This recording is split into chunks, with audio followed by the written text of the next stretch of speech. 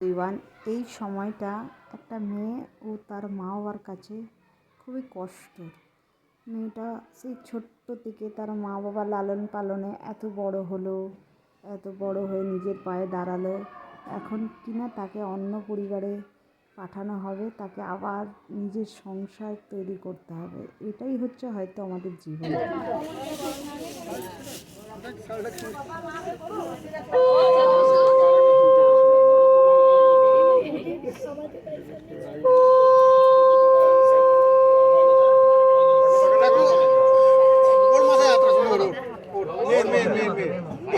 এদিকে তাকাবে, এদিকে এদিকে